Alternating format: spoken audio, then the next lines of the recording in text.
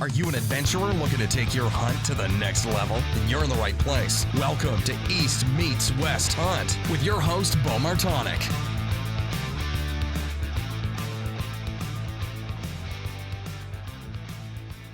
All right, we're live. Todd Bumgardner, welcome back to the show, man. How are yins doing, buddy?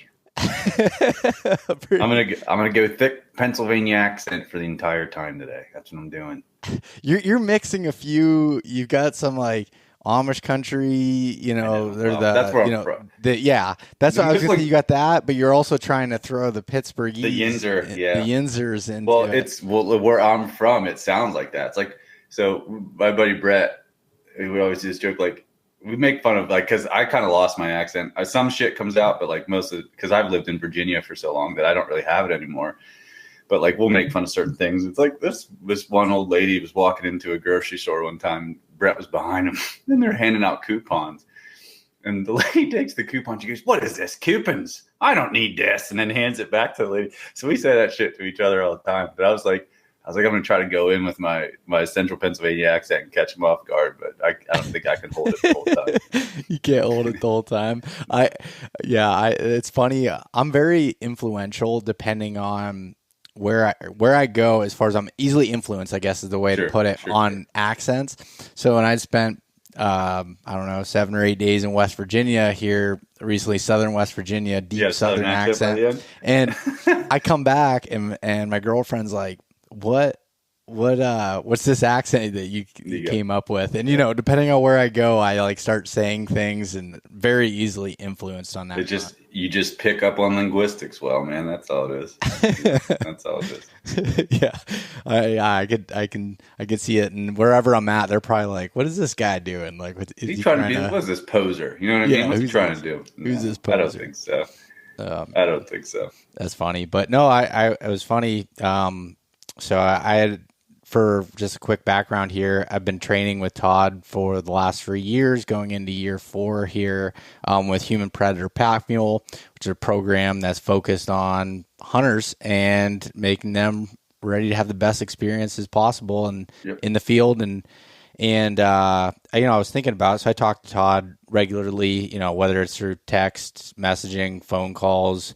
Got to see you at the Great American Outdoor Show last year and hang out with you a little bit, but realized you hadn't been on the podcast in about a year and a half. And I was like, you know what, we need to get Todd back on here. And, it's a new year, new me type of deal. So I figured this is as good a time as any. No, I appreciate it, man. It has been too long. I always enjoy talking with you, and it's, I don't know.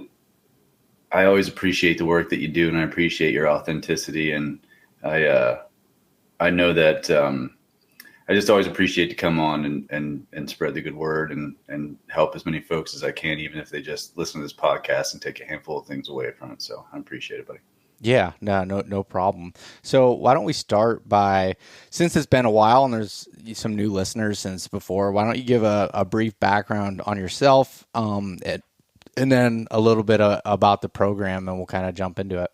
Yeah, man. So I've spent my entire adult life, my main gig is as a strength and conditioning coach, human performance coach, whatever you want to call it. I've done that in a variety of different settings. I've worked with just about everybody that you can imagine, from NFL linebackers to grandmas to middle school athletes to folks that just want to look better naked, to everybody. And right now, I mean, everybody wants to look better naked, right? That's everybody. Nobody's like, oh man, I don't want people to want to have sex with me. Everybody wants to look better naked. And right now I co-own and operate a gym in Sterling, Virginia, which is in Loudoun County. So it's about 30 miles outside of DC, called Beyond Strength. And we train folks that are a lot like you and I. I mean, not necessarily hunters, but they want to go out and use their bodies to do cool shit and not be held back. And so we train active people that want to be coached and enjoy competing with themselves. So those are the kind of folks we work with at the gym. Not all that different from who we work with in Human Predator Pack Mule. We just have more of a focus, right? So, and then I'm also a human performance coach for a tier 1 unit. I've done that for 7 years now. Going into my 8th year with them. And so that's just like I get to work with guys at the tip of the spear and make sure that they stay healthy to do their job and maintain their longevity so that it's safer for you and I to go to bed at night. And so that's a pretty good gig. I appreciate that. And then, obviously I have Human Predator Pack Mule, and Human Predator Pack Mule grew out of my own need. I grew up hunting in Pennsylvania. And then I started getting into Western hunting. And so I had no illusions about the physical demand of Western hunting being far different from walking the 100 yards into your tree stand in Pennsylvania and sitting there all day. Like, so I understand the difference. And I was like, well, I don't know. I would like to learn more about what I need to be, what other guys have done and have perspective on this can give me. And, I went looking, and having the experience in strength and conditioning and human performance that I've had up to that point, like I just couldn't find anything that I thought was that had a lot of value. And so I was like, well, I guess I got to do this for myself, and I'm going to create it. And so I started writing my own programs to prep for what I thought was going to be an elk hunt for the first year. I didn't end up going on that hunt, and then I just started documenting it and just putting it on my personal Instagram page. And so, guys just started raising their hand and saying, hey, what are you doing? Like, why are you doing this? Blah, blah, blah. And so I was like, man, I think there's a need here. And I think there's a people would want this. So I started building out what would become Human Predator Pack Mule. And I just started, I wrote a couple articles for the Journal of Mountain Hunting. And so people started raising their hand. And so I got a couple of clients, and I just started building it out, man. And so I started in the bones of it in 2019. And so obviously we're going into 2024, Jesus. And so we're going on 5 years with Human Predator Pack Mule. And so it's been cool. We have folks all over North America. I've prepped guys to go to New Zealand and do tar and chamois hunts. We have Dall sheep hunts up in Alaska. I mean, elk hunts, all the cool stuff that we all like to do. I've got to help a lot of people get ready to go do all the cool shit that we like to do. And so I really appreciate doing that. And it's been super fun. Like I've learned a ton from everybody, and it's obviously plugged me into people like you. And one of the best things for me is that I love to hunt. I'm a decent hunter. I'm not a great hunter. Like there's guys that are just way, way, way better at hunting than I am. But through osmosis of being in this world, I continue to grow as a hunter in a way that I want to grow because of that. So it's been a very cool reciprocal relationship, and I appreciate it, Yeah, no. And like for me personally, so I've always loved to work out, and, but I think I'd mentioned it on here before, but I like when I was in high school, or actually, younger than that, my dad had a weight set. My dad was always big into working out and lifting weights, and he had got me doing that young when I was in football and everything. And I started, doing that. And through high school, it was like a thing every day after school. We'd walk up to the high school gym and work out with buddies. In college, it was like spend like 2.5 hours in the gym just because I had nothing else to do. What else are you going to do? Just bench press the whole time, every day, all day. But, and it was funny. Like I had different focuses at those times. That time it was just to look good and, attract women. And that was kind of and to be able to, tell your buddy, oh, I benched this much today. And, that was kind of the deal with it. And then as I got into doing Western hunting, some things had shifted. I tried kind of doing my own thing of creating what I thought would work here in this person talk and that person talk. And, sure. And, and it, went okay. I was in better shape, but it wasn't. And then I went to another program that was super, super intense, and I felt like I was in really good shape, but I was getting hurt often and was just like feeling wore out a lot.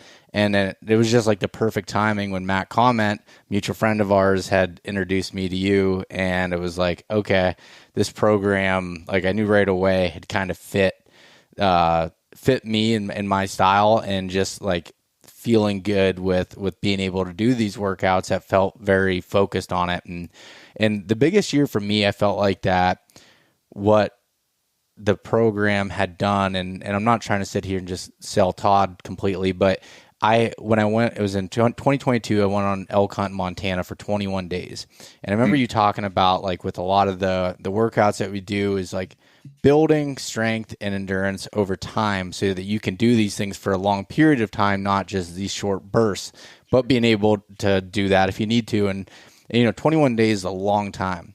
And, up until the last few days, I was starting to get, pretty wore out at that point. But throughout that whole time, I felt good. And like I was able to run up and down and chase elk herds the whole time. And it was just like, man, this is awesome. I love feeling this way of like where I wasn't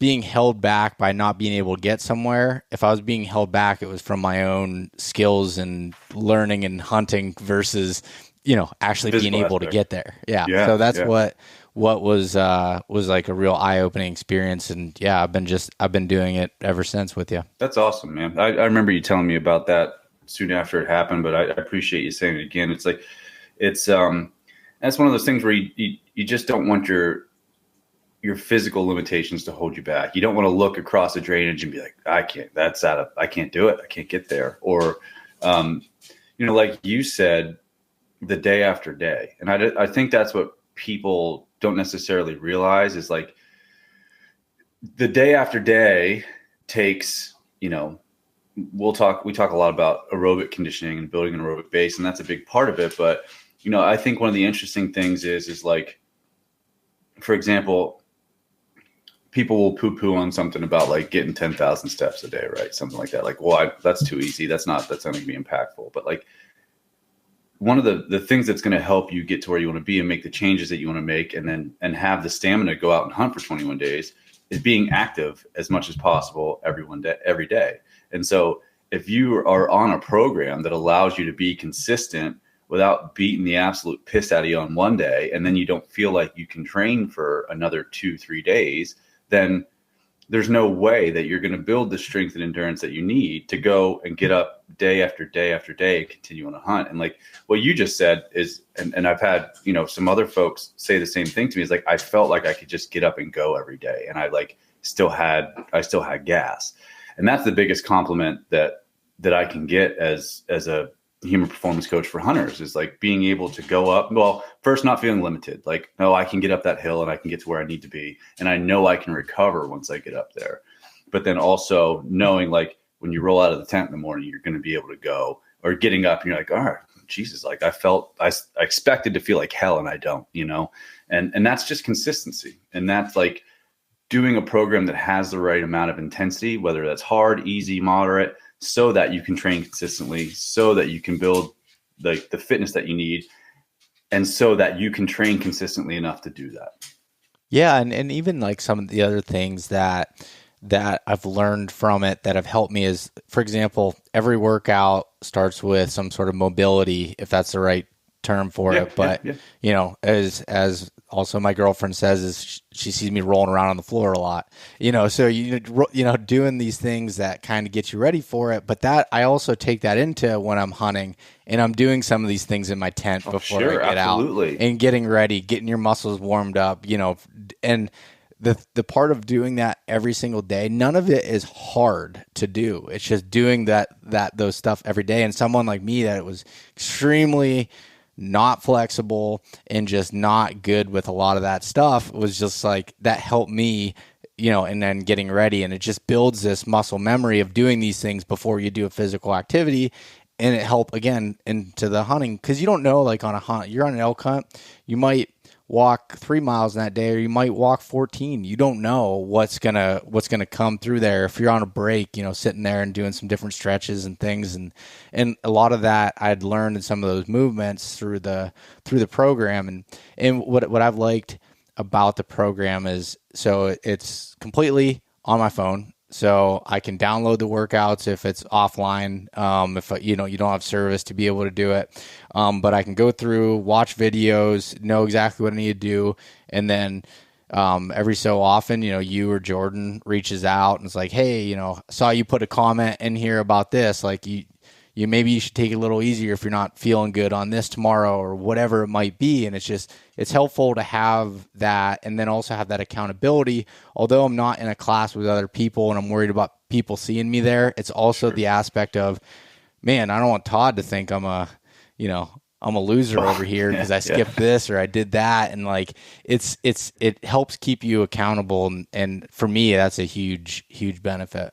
No, yeah, I appreciate that. I mean, it's just like, there's a few things there that to touch on, like limiting barriers is a big thing, right? So it's like, if you know that having access to everything on your phone is going to make it easier for you to do the things that you need to do, like that's a huge thing. Like environmental change and getting things out of your way and making things easier is always going to be the best case scenario, right? And so that's where you look at, like, people, we call them the shoulds, like they should all over themselves. Like, I should just be able to do this. I should just be able to do that. And what people don't realize is a lot of it is environment, or it's like you have skills to build. And so maybe you shouldn't be able to do it. Like goal setting is a great example. Like a lot of people feel like they should just be able to set goals and achieve them. And like they beat the hell out of themselves when they can't do it. But the reality is, like, it's a skill. And so you have to start with a very small aspect of that, get good at it, and then you can expand out from there. But then, like, another thing that you said is like, it's some of the things like the mobility training and stuff, like these aren't physically difficult things to do. But, you know, I heard somebody say one time, like, it takes way more mental toughness to actually be consistent with the things that are easy to do than it is to go out and try to bury yourself with some hard workout, where it's like being able to sit there and do something that might seem boring or not seem sexy and just do that over and over and over again and commit and be consistent. Like, that builds some mental toughness way more than just being like, I'm going to go suffer through this workout that I think is doing something for me because it makes me feel like hell, you know? Yeah, it's a lot, you know. Yeah, you're 100% right. It's like, the way I look at it is, okay, doing the what looks like a simple thing over and over and over again, building that consistency is similar to like building a business or doing anything really. But like building a business, you got to do the simple things over and over again. Like thinking of a marketing standpoint, because that's what I'm most familiar with. But it's like, all right, sending out the emails weekly, you know, posting on social media this many days a week, doing these things that are just monotonous, that staying consistent with it. Alex Hormozy, which you and I both follow, that he says it all the time. He's like, the difference between successful and unsuccessful businesses a lot is doing the things that you don't want to. They're just easy, they're boring, but doing them for a long period of time in a consistent manner. And it's the same thing versus, you know, like the hard workouts where you got weighted vests on, you got shit hanging between your crotch and weights and all this stuff, and you know, burning yourself out for one thing. That's like the flashy things in business that pop up, and you might do it for a period of time, get bored, and you stop. And it's like, that's how I look at it. And I've definitely seen it through the programming and your approach to it. Yeah. Well, you got to stop chasing feelings. And I think that that's one of the things that people get caught up in, is they expect a workout to make them feel a certain way, when there's a certain act of belief and a certain act of faith. Because if you go out and you do a bunch of aerobic capacity training, like, it doesn't feel hard, and it shouldn't feel hard, but the accrual of all of that volume is what's going to pay dividends and make it easy for you to get up the hill in September. And so there is a certain act of like belief and faith and saying, well, like, I believe this is going to pay dividends, but it just starts with like commitment. What do you value? And staying on top of those things. And like, if you're a person that values consistency, well, it's like, if you consistently do the thing, it's going to take you closer to where you want to be. And just, man, like you said, like, even if you don't feel like doing something, sometimes you got to do it. Now there's like, you got to temper that with like, you shouldn't do stupid things to beat the hell out of yourself. But it's like, you know, there are certain aspects, like, I just don't feel like warming up today. It's like, well, you could not, and you could also pay for that. And so you're right. It's just, it comes down to, you got to let go of feelings, and you just got to do the thing regardless of how you feel sometimes.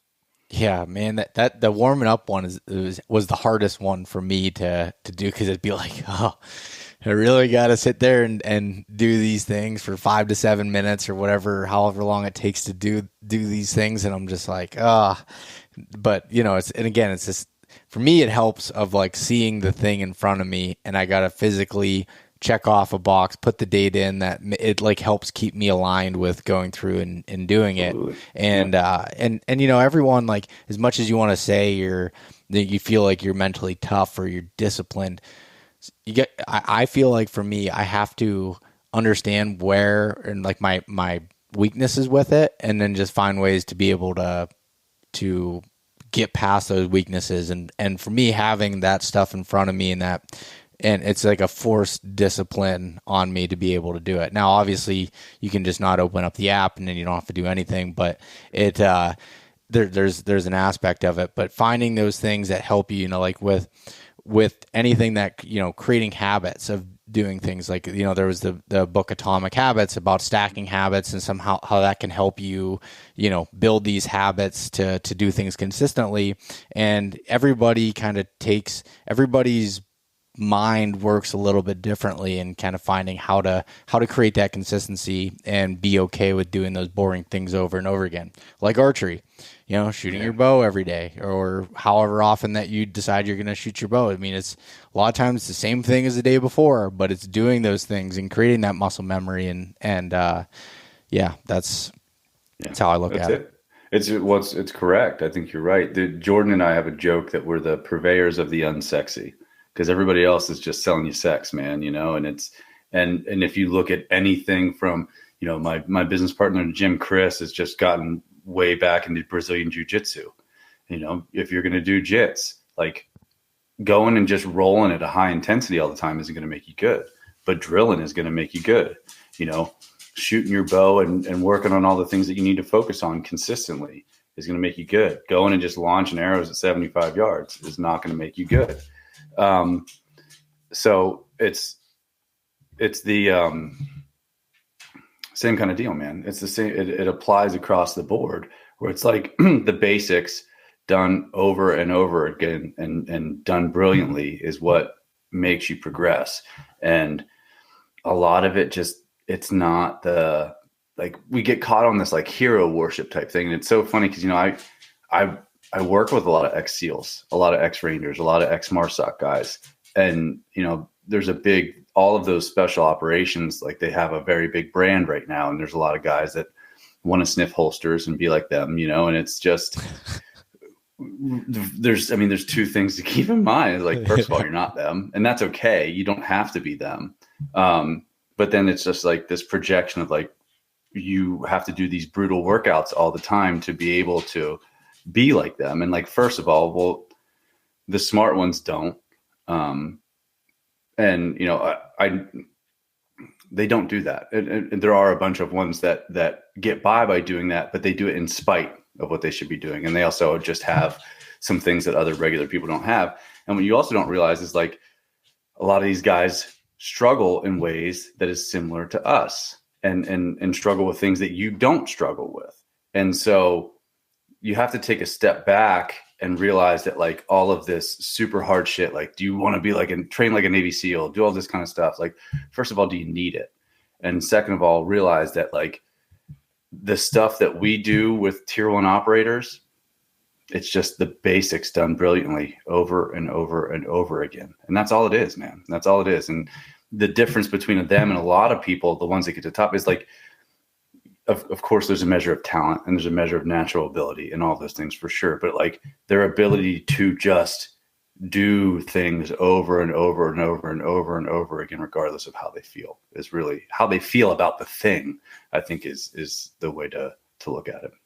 Yeah, it's funny because so one of my best friends is still active duty in the SEAL teams, and like, I've talked to him about his programs, and a lot of them are very similar to yours as far as like the way that, you know, it wasn't exactly what you see on TV and the way that they train.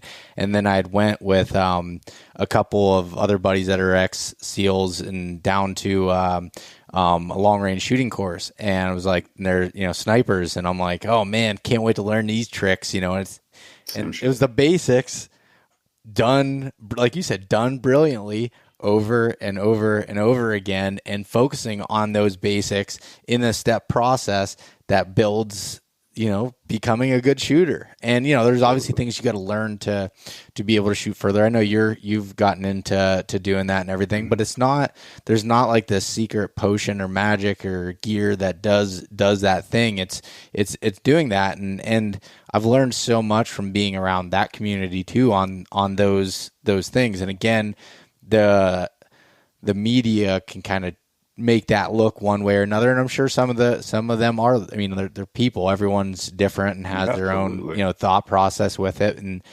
But yeah, I see it on everything. Deer hunting, it's like, to be successful, it's like basically don't be lazy. Do the things you need to do and do them right every time. It's like, all right, you're going in to walk into your stand. The easy way is take this straight line here, but you're probably going to blow a bunch of deer out going there. But if you walk this way, use the wind and the thermals, come up, get into your stand, and you do that over and over and over again, it's easy to do that on day 1. But are you able to do that on day 10? Exactly. And continually do that? And that's where I see there's so many parallels in with getting in shape, whether for hunting or in general, with all of these other things. And it's just like a common trend. Yeah, it is. That's exactly it. It's just like walking into your stand the right way, the way that that you should, is akin to like, do the warm up, man. Like, don't skip it, like it's the same kind of thing. And you just keep stacking and stacking and stacking and stacking and stacking wins on top of that. And that's what accumulates into success, where it's like, I think a lot of guys, they separate those things, and sometimes they are separate events, but it's like, if you don't walk into your stand the right way for 10 days, you're not going to see the buck that you want to see. Like, you know what I mean? Like, you have to realize that this is accumulating your opportunities to be able to be successful. And it's the same thing with training. It's like, if you're smart about it, and like, one of the toughest things to do is to coach people to work at a moderate to easy intensity, because you want to feel like you want to go burn yourself, because you get a reward after that, right? Like, you get, like, your brain rewards you for going and doing that. And to get people to pull back and realize that, like, to lean into maybe what you might call boredom, that's what you need to do. Where it's like, the toughness in that aspect isn't like you can go suffer. Like, you can get yourself to suffer through a lot of shit, but getting yourself to work at the right intensity when you feel like you want to go faster, like, that takes some skill, some toughness, just as much as it is like, going and kicking your own ass, dude, So, and with that being said, so, when you are on a hunt and you have, a situation where you do get beat down and you're having to pack out an animal and it's heavy and it's hard, I hear that as an argument for training for those, those situations and making sure you're there. How are you describing that, or how would you tell somebody that you don't necessarily have to do that exact thing at that intensity level to be ready for it? It's and that, like we talked about earlier, it's accumulation of volume. So doing a lot of 50-pound rucks is going to pay way bigger dividends than trying to do a handful of 100-pound rucks on the way out, and it's so if you look at it this way too, so there's different qualities that are going to take you to be able to hike out. Let's say you killed an elk and you have 100 pounds on your back walking out. So what are the things that are going to allow you to do that safely or effectively and then allow you to perform? Your aerobic base, like having aerobic capacity, which you would build through a lot of light rucking, running, hiking, things like that. And then like your structural integrity, which would be, your joints essentially sit the way that they should sit when you're standing up. And so that way you're not wasting energy. You're not putting yourself in awkward positions. You're not causing discomfort because the weight that's sitting on your back is sitting on your back in an awkward position, which is going to just fatigue you faster, which also has to do with pack setup, right? Making sure that your pack's sitting in the right spot. And then it's strength, it's relative strength.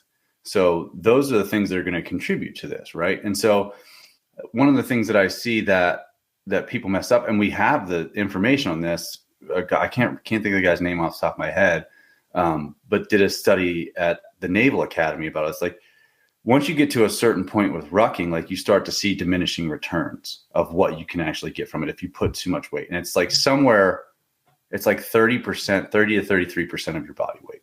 Like if you're continually doing that, like you're going to start to see diminishing returns and you just won't get better. So like where you see the most benefit is somewhere between 20% of your body weight. That's where you start to like, it starts to be enough load to around 30% of your body weight. And so that's where we do most of our training.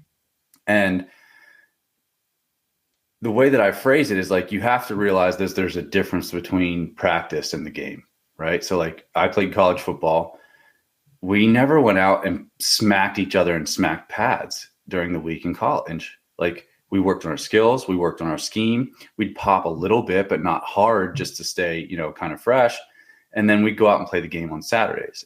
Thing when it comes to like a pack out and being fit for it, you have all of your practice that you accrue that makes you ready for the game.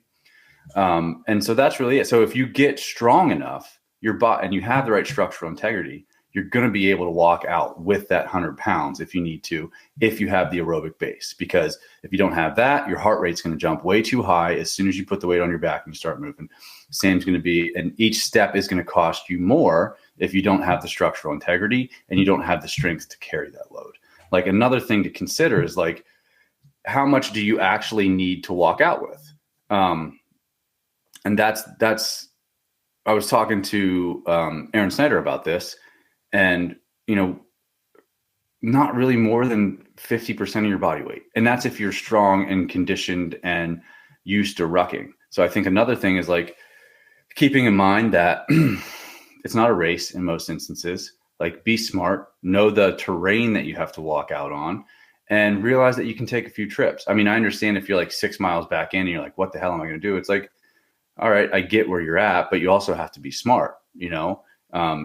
Do you need to call help? Do you need to do something else? So that's all like contingency to say that if you need to hike out and with a bunch of weight on your back, realize that feeling the weight sometimes isn't such a bad thing. So we'll go up to 45% of our body weight sometimes when we do high intensity continuous step ups. And that's where we put our pack on pretty heavy, one step every 5 seconds, and on a box in a very controlled environment. So you get used to the weight, but you don't have to go out on a trail and do something dangerous with a ton of weight on your back, right? Because it's like, if you're consistently rucking with a high percentage of your body weight on your back on a trail, like something bad is going to happen. So we want to limit the exposures to the bad things. So you can adjust and at least acclimate and feel what that weight feels like by doing something like a high intensity continuous step up a few times throughout the summer. But where the real magic is making sure that you move well, your joints sit in pretty good position, you're strong, and you have a good aerobic base. And if you do those things, you will be able to pack out with heavier loads than you consistently train with. And it's letting go of, I think that's one of the things that people overtrain for is they worry too much about the pack out because they're scared of it. It's like, dude, that's like what percentage of a hunt maybe, right? Like if you kill one the first day, maybe it's a big percentage of your hunt, but most of your hunt is not that. It is a small percentage of your hunt. And so there are so many other things that you need to do and be ready for. And preparing for that comes from what you do to prepare for those other things. You move well, you build your aerobic system, you make sure that you're strong. And if you do that consistently, you're smart about it, you'll be able to pack out. I mean, I walked out the first night after I killed an elk in Montana in 2021 with well over 100 pounds on my back. I'm going to tell you right now, it was fucking stupid. And I didn't need to do that. Like I could have, I wanted the meat out. You know what I mean? I think everybody understands what that feels like. And so I walked out with way too much weight on my back down this steep ass hill, steep ass part of a mountain, through blowdown, through all this kind of shit. Like how I didn't get hurt is an absolute miracle. But up throughout the course of that train up, like the most I rucked with was 50 pounds. And I did high intensity continuous training, like a handful of times with like 80 pounds on my back. And I'm a decent sized guy. I'm 200 pounds. I have a long training history and of consistent training history. So it allows me to be able to do stuff like that. So I'm starting to get long winded, but the biggest thing is just to really if you're consistent with making yourself stronger, training to move well, and building your aerobic base, you'll be able to pack out with heavy weights. Well, I have 3 comments on that. One about the controlled environment for the step ups. Do you remember when I got hurt doing those? No. When so it's funny, but when I had so I didn't have, I don't know if I didn't have a box or what I was doing, and I was using my porch and I was stepping up on it. And my sidewalk had, was a little bit uneven. It was poured concrete a while back, and it had some uneven corners. And I was stepping up on it. I stepped down and I rolled my ankle with the. Do you remember that? Yeah.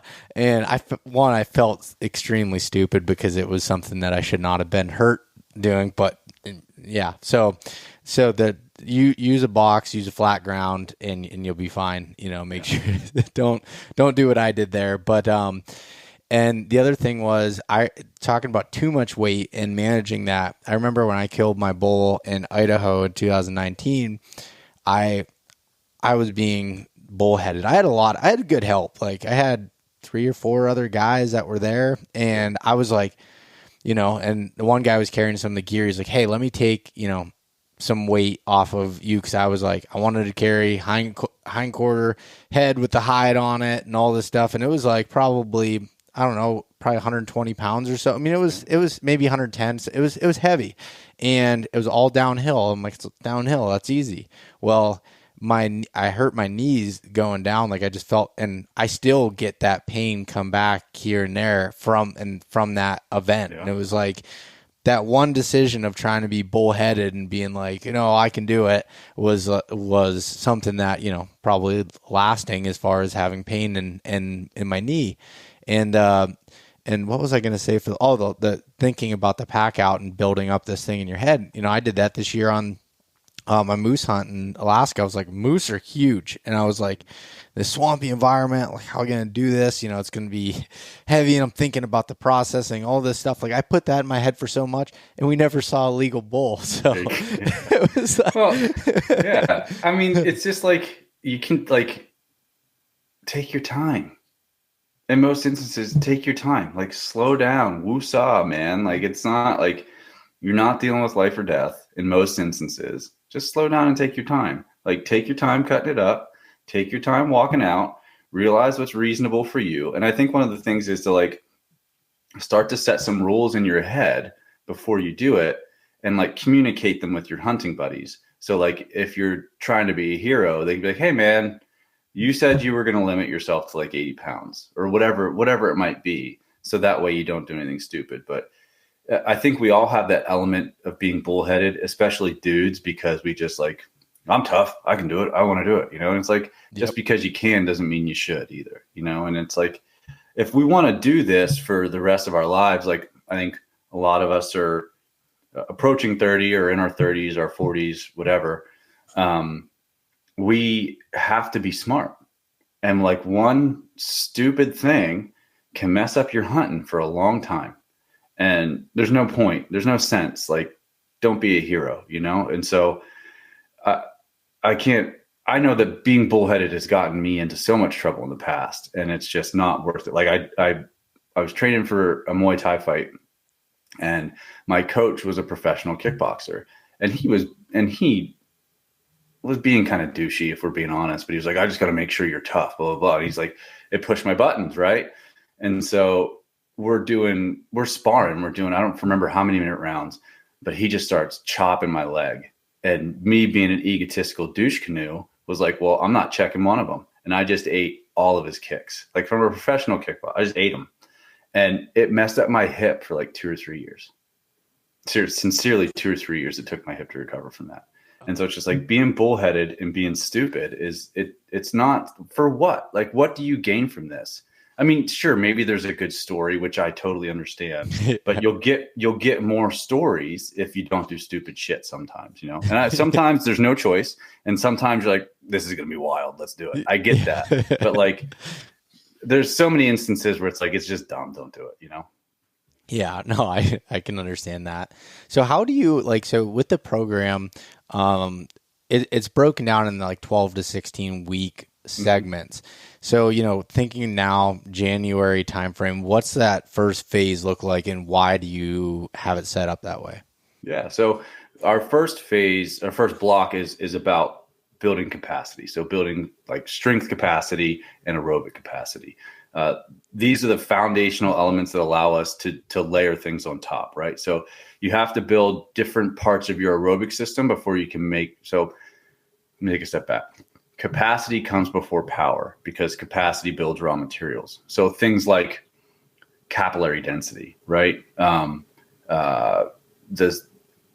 The size of your ventricle, left ventricular hypertrophy, which, like, if you hear that, a lot of times it can be misconstrued into a health problem, but in a training way, it's a different type of hypertrophy. Your heart muscle actually expands more. It teaches you to expand and pump out more blood with each beat. Your mitochondrial density, which is like what manages aerobic energy inside of your muscle cells, and which also, and then like your slow twitch fibers, which the more of those you have, the less waste products build up in your muscles when you do hard stuff. And so creating all of these adaptations first and reinforcing those adaptations first allows us to put higher intensity work on top of that. Now, can you still get something out of higher intensity work if you do it without doing this? Sure. But a few things are going to happen. Like, you're not going to get as much out of it as you could. You're not going to be able to do as much of it as you normally would be able to, because you're not going to recover from it, or you're going to get hurt. And so building these adaptations first give us the foundation that we need for the year to be able to start to layer things on top of that and create as much fitness as we possibly can. So we do a lot more strength and muscular endurance work right now, and we'll do a lot of low to moderate intensity aerobic training, and then just like a little bit of higher intensity aerobic training. And then we'll move into a higher strength phase and an aerobic power phase, which we start to take those adaptations that we built early in the year and make our aerobic system work with more power. So harder shit. And then we'll move into the summer and we'll take all of those things that we built for the first half of the year, part of the year, and just make them more specific to hunting. And then once we get into hunting season, we're out hunting, we're doing a lot of shit. And our hunting in-season program is more about continuing to build and maintain our mobility, maintain our strength, and maintain our conditioning while we're out hunting and doing all the stuff that we want to do. Yeah, no, that totally makes sense. And that I think for me, that was something that was one of the biggest learning curves, is not like just starting with high intensity. There's a purpose for it, and that was something that that I've seen a lot in the summertime part of getting ready for hunting season.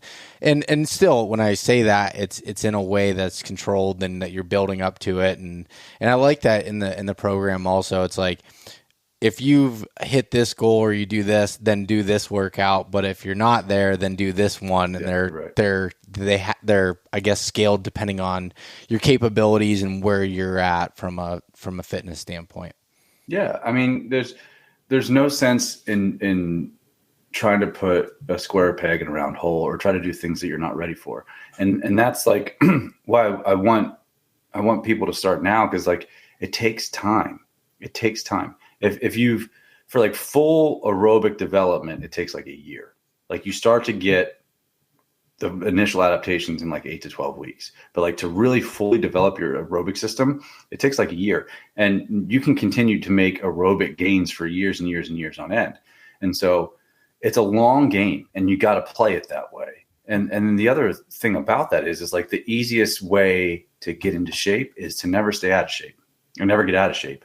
And so to make this just part of your routine in your life. And then the other thing to think about is, like, you said you went on a 21-day hunting trip, right? Most folks don't get that, right? So they get maybe 7 to 14 days, right? And go out to hunt elk or hunt mule deer or whatever they're going to do. Let's say we'll get a 10-day backpack hunt. That's 355 days that you have the rest of your life to live. Now, of course, we all do other kinds of hunts, right? Like, we'll hunt whitetails back home, or we'll do whatever. But like, think about it from the perspective of your life. Like, that's one of the reasons that it's human first, man. Like, Human Predator Pack Mule, like, we're humans first. And we have, like, we want to be able, I don't have kids yet, but when I do, like, be able to play with my kids. And like, I'm going to be old when I have grandkids because I'm already 37 and I don't have kids yet. So like, I want to be able to see my grandkids, and it's like, all the other aspects of life that we want to do and have our energy for and stuff. Like, we have to think about that. Like, that is our main thing. Like, we want to think about ourselves as hunters, and absolutely we have to be ready to hunt, but we're all of these other things first, and making sure that we take care of our bodies and our, obviously our minds that we can do those things.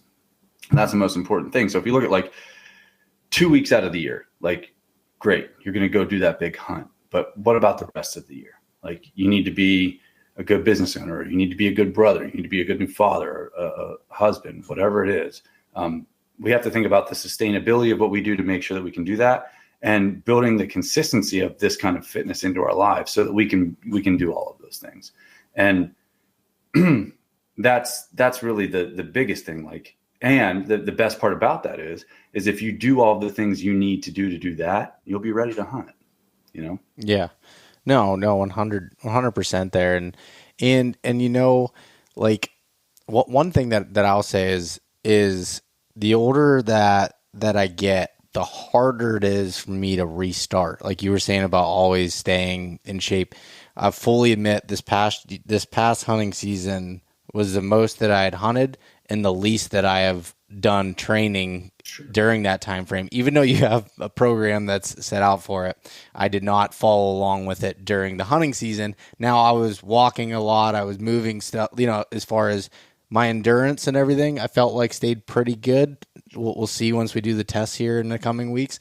But like from the strength aspect, getting back into the gym a few weeks ago, I was like, holy cow. And then like, I lost a lot. And it was like, there's simple things you can do and to continue with that. And the reason why I'm saying that, not everybody's going to have, hunt as much as I did or anything, but you have work trips, you have travel trips, you have things that come up, that are, might make a certain period of time a lot busier than before. What's your advice to those types of people, including myself here? Sure. The first thing is perspective, right? I think a lot of times people get caught up in all or nothing thinking. And so they think if they can't do the whole thing, it's not worth to do anything, and I think that really limits people. So taking perspective, stepping back and realizing that like it all counts. It all counts. I made a post, I don't know, few weeks ago, couple-few. I get made fun of for saying that all the time, but we got a word now. It's called couple few. So it's 2 or 3. So couple-few, you can use it if you want to. Everyone has 20 minutes, and it all counts. So if you have 20 minutes, use your 20 minutes and check the box and stay consistent. And so like, whether you're traveling, you're busy with work, whatever it is, like you can't tell me that you don't have 20 minutes because you do. It's like 100%. Look at your fucking screen time on your phone. You know what I mean? Like you got. Don't tell me what to do. No, that was the royal you. That was everybody. You know what I mean? Like I'm not guilty. I mean, I think we all are. But check the screen time on your phone, man. Like you got 20 minutes. And I think that's the first thing. Is like it all counts. Progress is more important than trying to be perfect. And at least do something to check the box and build momentum. Now, how do you do that? We call them patterns. I've heard Vernon Griffith, who's another guy that's kind of in the tactical world. He does a lot of cool stuff. I like him a lot. He came and did a presentation at the group that I work with. He calls them shapes, right? So just because you can't let's say that you have a rack pull deadlift programmed for you, right? Just because you don't have you're at a hotel gym, and we all know that hotel gyms go up to 50-pound dumbbells, right? So just because you can't do a rack pull doesn't mean you can't train. You can still train that shape or that pattern, which would be a hinge or a deadlift. Then we have squats, we have presses, we have pulls, and we have carries and like everything else. And so rather than getting caught up on the specific exercise, try to match the shape, try to match the pattern. So you can still do an RDL, right, with 2 dumbbells, instead of doing a front squat with a barbell, you can still do a goblet squat. So think about in terms of pattern and shape rather than the exact specific exercise. Then on top of that, it's like, well, think about stress. Okay, so it's going to be difficult to lift as heavy as you normally would, right? So you're not going to put 185 pounds on a front squat and do a front squat, but you can still add stress to that movement. And you can do that by increasing the amount of reps you do, the total volume of the workout, the reps within the entire workout. You can do slower eccentrics. You can hold isometrics at the bottom. You can do whatever you need to add the appropriate amount of stress to that movement to get out of it what you need. So it's really just thinking about shapes and stress from a specific standpoint, especially with strength. And then from there, it's just using your time. You know, if you got 20 minutes, use it.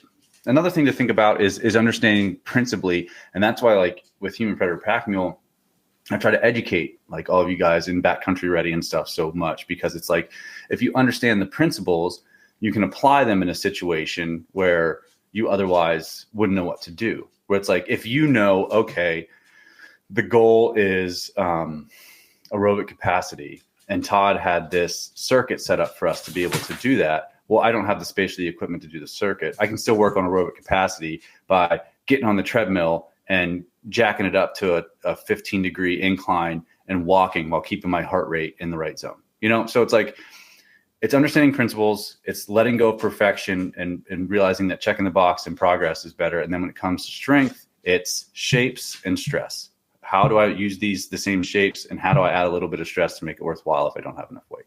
Yeah, no, that's a really good explanation for it. And as me being someone that like would look at things as of, oh man, I can't do this thing, and like just almost get to the point where you'd overthink it and then you don't do anything versus just moving with it. And I think that was one thing I did do well this past year is I was traveling a lot during the summer, Total Archery Challenge events, going to this event, that event, whatever. And it was just like, okay, finding something to be able to replace that. It might not, be a 100% solution, but it might be 80% of the way there by, molding it and changing it to be able to do it. I felt good going into hunting season, even though I wasn't able to stay on the exact track as much as I had in the past. Yeah, dude. Yeah, that's a great point. 80% of something's better than 100% of nothing. Yeah. Doesn't have to be perfect. It just has to be there. So that's a really good point. But yeah, I appreciate you asking that question, because that's one of the things where it's like, that's where people fall off, right? They travel or something happens and they're not sure what to do. So it's an important aspect of making sure that you keep yourself consistent. Yeah. And one thing I remember the first time I was working with you and I was going to a Total Archery Challenge event, I was setting up a booth there. Then I had, after dinner plans and socializing and meeting with people and doing all of those types of things. And I was like, man, I'm going to have some, long hours here. What do you, and I was like, what do you recommend I do? This is the equipment I have. And you're like, all right, for that day, I don't recommend you do anything. You're going to have a high stress day as it is. You need to, you're going to be moving already by, walking the courses, doing stuff like don't add any additional stress and get yourself run down either. So like that was something that was an eye opening, and listening to your body talk to you and let it, teach you what's going on too and how you're feeling. Oh, for sure. Yeah. And that's one of the things where it's like the caveat of, the kind of ignore your feelings type of thing, right? Where it's like, sometimes being silly will run you down, where it's like, don't ignore the feeling that your body is like, hey, I'm in trouble. So like training exists on a spectrum. So maybe you have an intense workout plan for that day, but because of all the extraneous factors of life, just take a walk. Like you're still checking that box by taking a walk. Like you're being consistent. And so that's why you have to, like, one of those things is taking a step back and not judging yourself and realizing that, like, consistency is the king. What can you do to stay consistent on that day? And then listening to that and just doing it rather than, getting into that all or nothing thing and saying, well, like, if I can't do this workout this way, I'm not going to do anything. Or going and doing something that you probably shouldn't do anyway, because you're shooting yourself into believing that if you don't do that, you're not tough, or if you don't do this, you're not that. It's like, it's a long game. It's a long game, and you got to play it like a long game. Yeah, no, that makes sense. And one of the things too, I also found, like, with short on time sort of deal. So like, as most of the listeners know, I'm, huge into whitetail hunting, and there's a lot of scouting that comes into it. In the off season, I would combine a lot of my rucking workouts with checking trail cameras. I would just add weight to it, and I'm doing, some more, I would also tailor that weight depending on how tough it was going to be walking. Again, you don't want it to be a day where you're doing 35% of your body weight, some heavier type stuff, and then having to do that, maybe, you cut that back a little bit, but you're doing that thing and you're also being able to check another box in the process. Absolutely. Yeah. And I think that's a great strategy. And it's looking at training and outside of the box, I think, a little bit, and being creative, right? Where it's like training can look a lot of different ways. It doesn't always have to look like something in the gym. It doesn't have to be exactly like this ruck or that. It's like taking that and realizing that you have to check multiple boxes at once is a great way to approach it. And the last thing I want to ask before we talk a little bit about your hunting season is the strength aspect. And, I've heard it a lot. And, we don't have, gym equipment out in the mountains, so why do you do that? And to me, I've never understood that argument. I mean, I've understood what they're saying as far as, you're not doing that exact thing, but I'll let you take it from there because you explained. Yeah, I mean, well. And I get it, but that's like, and I mean this in the kindest way that I can say it, but that's just ignorance. Like, that's just, people don't understand.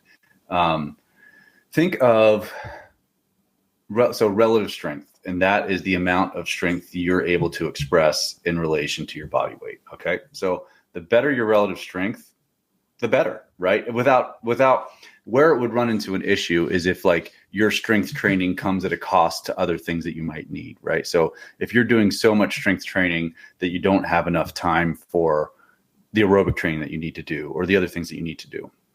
So that's the one caveat there. But other than that, like being as relatively strong as possible is what we want within the parameters of having enough training time to do other things, right? And so relative strength makes everything cost less. You have to expend less energy with each step. Every movement you make cost you less energy if you're strong. It's also bulletproofing. It makes you less resistant to, or more resistant, to like musculoskeletal injury, like all of that kind of stuff. And so a way to look at it is like relative strength is the glass, right? If you have the bigger the glass, the more relative strength, the more stuff you can fit inside of it, right? So whether that be power, that be other aspects of conditioning, all that kind of stuff. So the stronger we are relative to our body weight, the better. We have more options. We have more access to different physical qualities. And so then you look at like, what do we really need to be ready to hunt?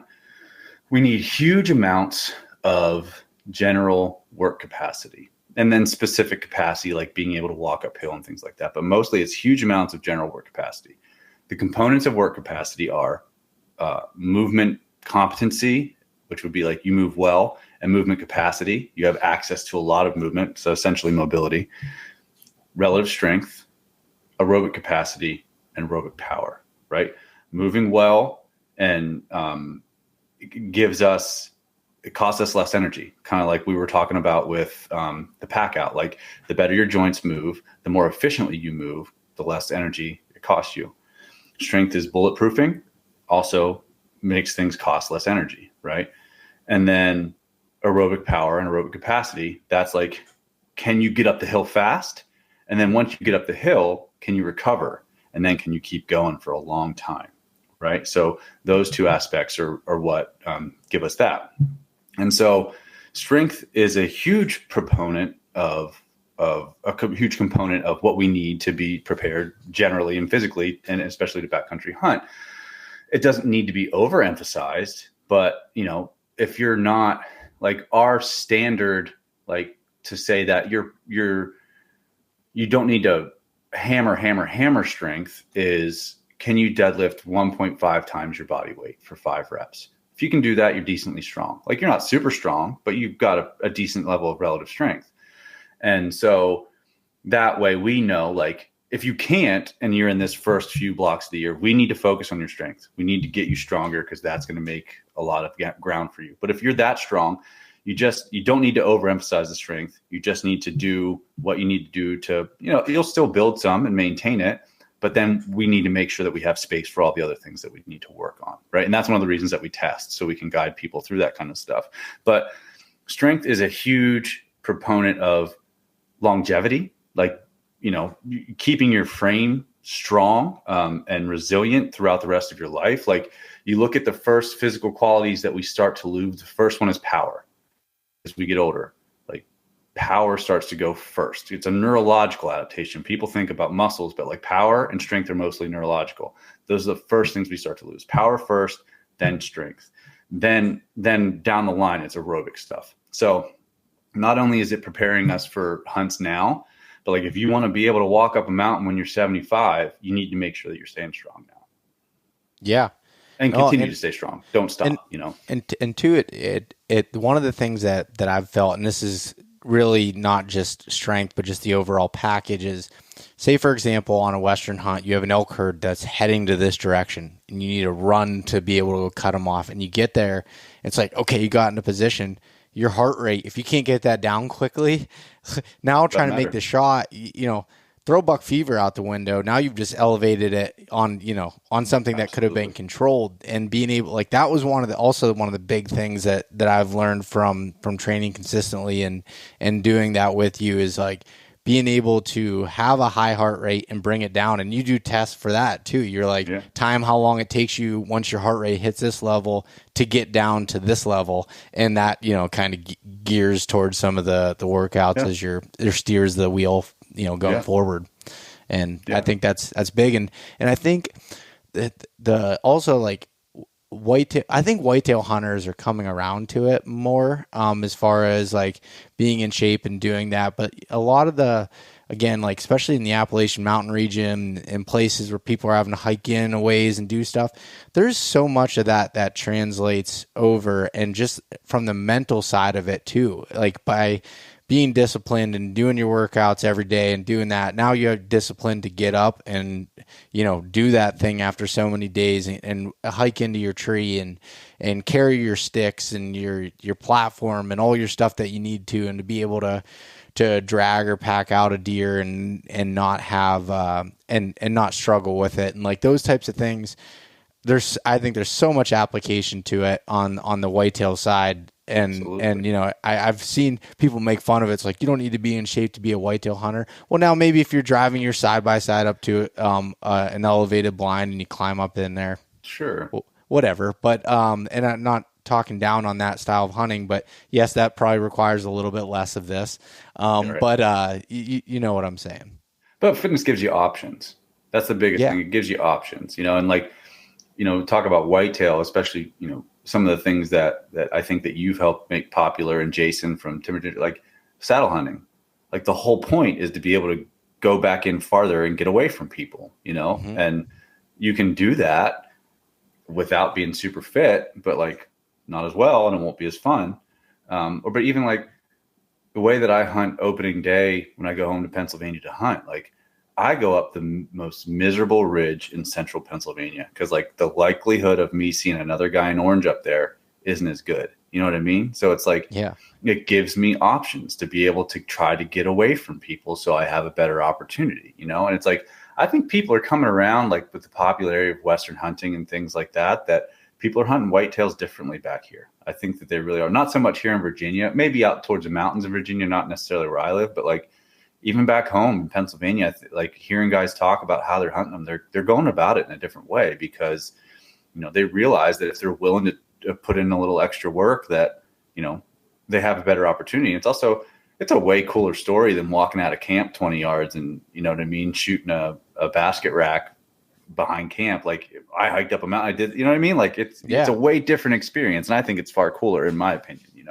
Yeah, and actually, just to comment on the Virginia thing, Virginia is number 3 out of my listener base, of mountain whitetail hunters, in the western side of Virginia. There's like the out west, dude, for sure. I live I live in a little bit different area.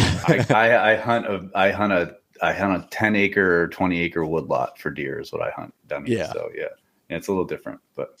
Yeah, no, but it's definitely changing and shifting and adapting. I mean, as soon as I get done with this podcast, I'm going to Ohio and some hillier country stuff. It's not super tall, but it's steep stuff, and it's rugged. Takes some effort getting into these places, and it's January now to want to be able to do that at this time of the year. It helps to be in shape to do that from when it's cold out, and from a mental standpoint, it just helps. There's nothing else to say about it other than like it just helps. It's not going to hurt you by being in shape to do these things. It gives you options, like we talked about. It makes everything more enjoyable, and it helps with your decision making. Like you think way differently when you feel confident and like you're inside your body and you just walked up that hill and you can gather yourself, than walking up a hill and being gassed, and like you're just all of your decision making changes when you don't have to think about your fitness, man. It's a way different experience. Yeah, no, 100%. So let's wrap this up with hearing a little bit some stories about you this past season. You were talking about you went to Idaho on an elk hunt. So tell me about that experience. I haven't got to talk to you on the phone about it or anything, just through some text messages, but it was great. I mean, so I had a muzzleloader tag, and so I flew into Pasco, Washington, and met my buddy Peter, and we drove over. It was like 8 hours from where we drove to where we hunted.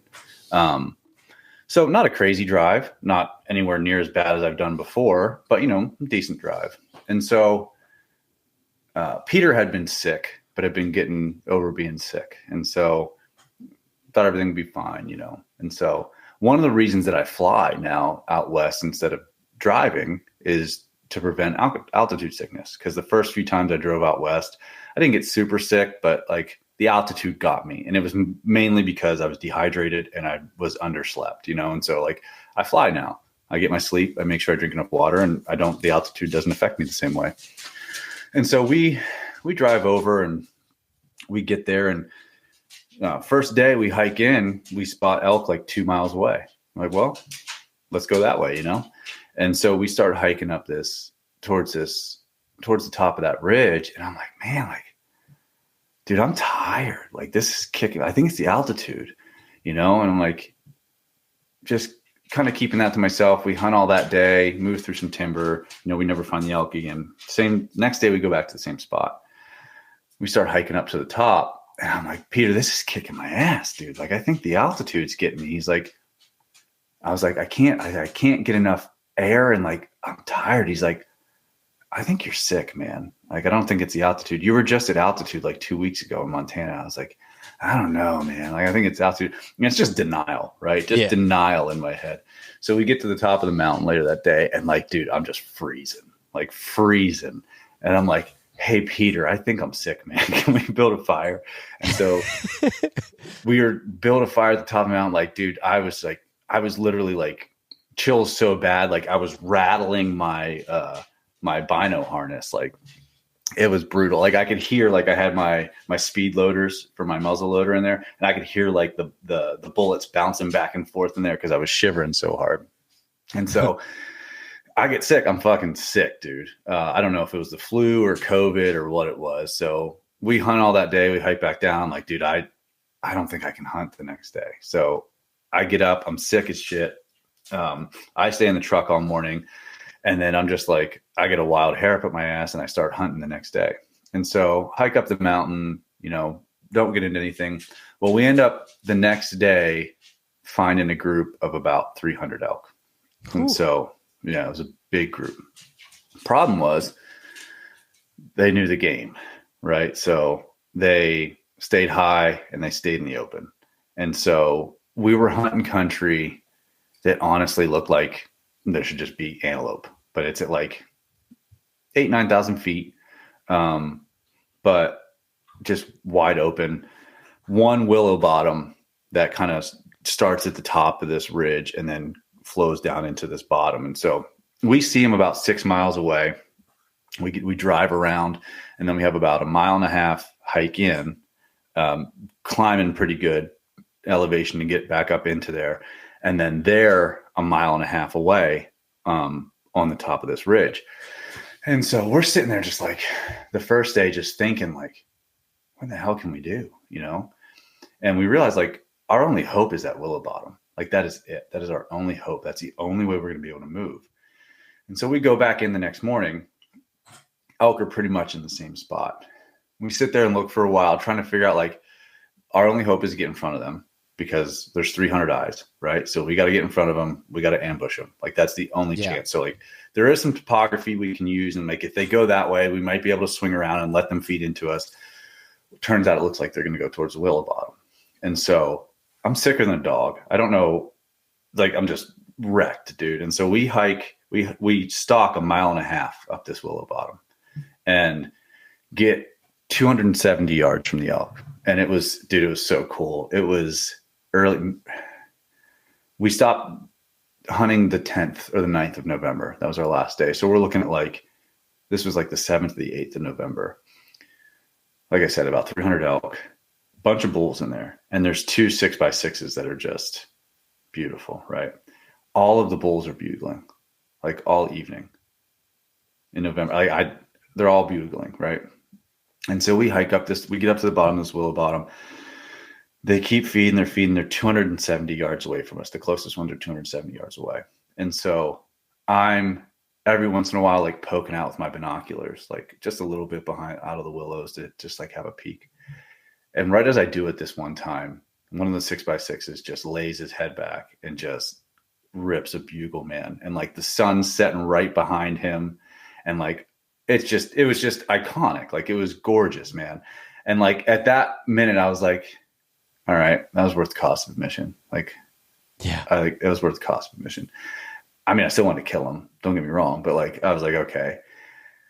And so it looked like if we stayed there, they would feed right into us. And so we stayed put. It looked like we were going to have a shot. And then we just ran out of daylight. That was as close as we got. And so we backed out. And then like, as it started to get dark, we backed out, didn't blow them out. But I was just like, I was on a high from that, right? Like it was incredible. Like I would have loved to kill that bull, but just being able to be there and see that was incredible. So we come back in the next day, elk are essentially in the same spot. And so we're figuring out how we're trying to get to them. We get kind of aggressive. I'm at this point, like I'm so sick, I can barely do anything. Like we hike in and I sit down. I fell asleep. We hiked up the willow bottom a little farther. We sit down again. I go to drink some water. I fell asleep. Like I couldn't keep up. I couldn't move. Like Peter, they start feeding away. Peter runs up to the top of the hill. There's a little bit of timber at the top, just a tiny bit. He goes, I try to keep up with him. I can't. And then he just cops up over the hill, comes back down.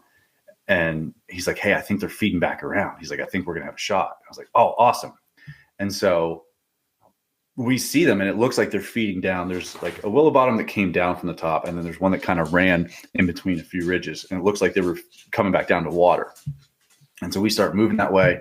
I find a second wind. It looks like we're going to be able to get out in front of them and like at least each of us kill a cow or something, right? Peter's like, "Do you hear that?" I was like, "What?" No. He's like, "Dude, I just heard a gunshot." I'm like, and so we hike up to the top of the one hill and we just see some guy ripping through with his trekking poles. The elk are just who knows where, right? Like 4 counties away at this point. And he had to have just ripped a pop shot. Like there's no way that he actually had a good shot that he had lined up and because we're looking like, did he kill an elk? Like, is there something down? And he just must have ripped a pop shot. All the elk are gone and that was it. So, but it was a very big challenge physically and mentally for me because I was very sick the whole time. But it was just one of those deals where like I gotta hunt, right? Like I got to hunt. And so we did. And I'm very grateful that I got to see that bull lay his head back and like that. It was really neat, man. Dude, being sick on a hunt is one of the worst things. I mean, that's what led to me having the altitude sickness in 2021. That's right. You know, where I went in there and had a sinus infection and found I had mono, I had all these different things when I was, and that, made it to where the altitude was just exemplified, or amplified. Like it was so much more.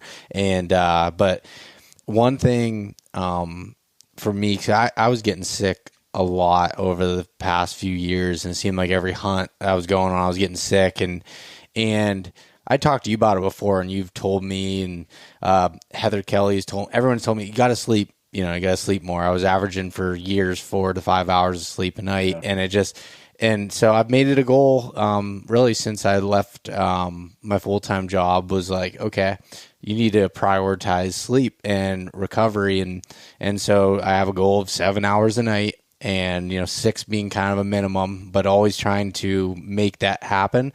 And man, I had not been sick that, I'll still get sick here and there, but which is going to happen, but that's helped me out so much from being on these hunts and doing things. There's going to be times on hunts when you can't get as much sleep or whatever, but just the rest of the year, same thing as we're talking about with training. It's like consistently getting rest and recovering helps, instead of building yourself up for failure. Big sleep debt. Yeah. I mean, well, that's what allows you to go on the hunts and be in a sleep debt for 2 weeks and still be able to do what you need to do, is doing the things that you need to do the rest of the year. And then it's like, well, you only get a few hours of sleep a night when you're hunting, like, also be it. That's the deal. But like the rest of the year, you got to be pretty locked in if you really want to get the most out of it. So, yeah.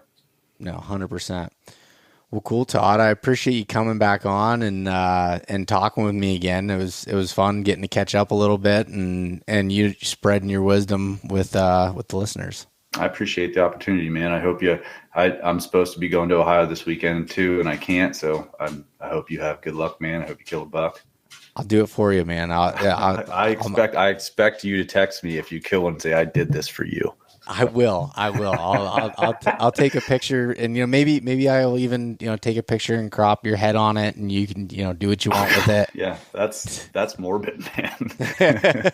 No, not on the deer. Oh, okay. on me, So then you. Oh yeah. Well, listen, that'd be a much better looking picture now, wouldn't it? Yeah. For everyone listening, I texted Todd beforehand, and we were going back and forth with what we were going to chat about, and he's like, we should probably start off with how good looking I am. And I was like, oh, you know what? Yes. Well, you're going to do the podcast shirtless, and that's exactly how it's going to work. Well, for full disclosure, like I was sitting in a tree stand when I texted him back, and I had my neck buff up over my face and everything. So that's why I said it. But. No, he's not really arrogant. No, I'm not. I tend not to be a total arrogant douche canoe. So yeah, and you should definitely follow along with both Human Predator Pack Mule and Todd's personal Instagram. His personal one's funny. He throws in some quirky things, but you've also are a good writer, and I don't mean to say that in a surprised way, but you're a good writer as well. I enjoy reading your captions, and thanks, man. Whether it's informational, whether it's just funny, whatever it might be, it's pretty good. But and then humanpredatorpackmule.com. Where else can people find some of this information and check it out? Yeah, just that's what you said. The Instagram and the website are the two biggest places to go. And then if you have questions or anything like that, just humanpredatorpackmule@gmail.com, and I'd be happy to answer them. Awesome. Again, thank you for coming on, and we will catch you soon. Thanks, buddy.